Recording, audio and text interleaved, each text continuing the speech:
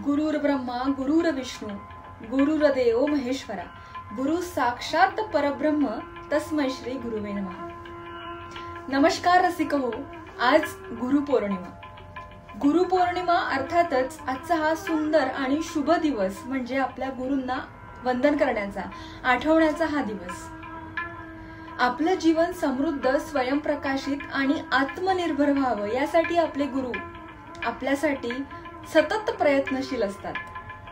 सर्वप्रथम आई वडील लहानपणी आपल्यामध्ये संस्काराचं बीज रुजवतात, तर आपले शिक्षक आपल्या शैक्षणिक आयुष्यामध्ये आपलं जीवन घडवण्याचं काम आपले शिक्षक करत असतात आणि ह्या दोघांच्या जोरावर आपण आपल्या आयुष्याची पाऊलवाट सैर करत असतो। याच्याच अनुभवातून आपल्याला अनेक नवीन वळणावर नवीन माणसं भेटत जातात आणि त्यांच्याकडनं आपल्याला नक्कीच काहीतरी शिकता येतं।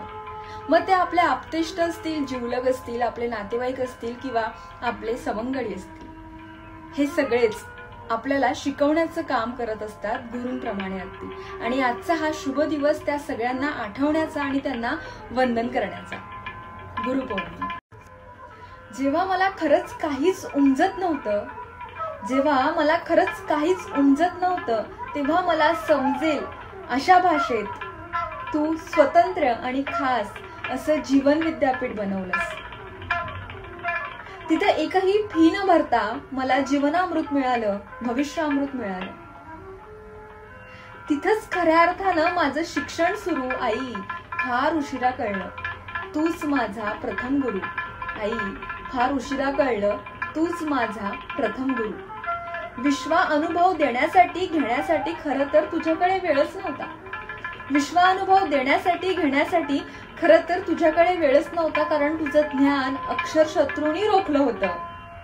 तेव्हा तू रस्ता दाखवला, शाळा आणि फळा, ज्ञान पिपासू गुरूंनी पिकवला ज्ञानाचा मळा। लिहिणं वाचणं आणि व्यवहारी बोलणं सगळं काही भरभरून दिलं माझ्या आवडत्या शाळेनं। शाळेतले प्रत्येक घटक सांगा मी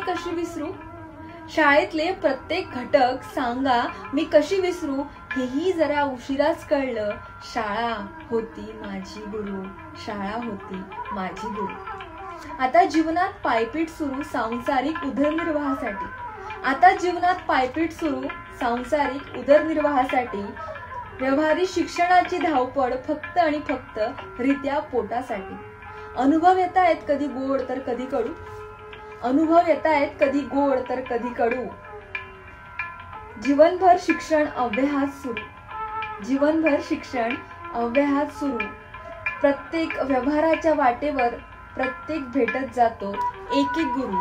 व्यवहाराच्या वाटेवर भेटत जातो एक गुरु। सगळ्यांना गुरुपौर्णिमेच्या शुभेच्छा। शुभ गुरुपौर्णिमा।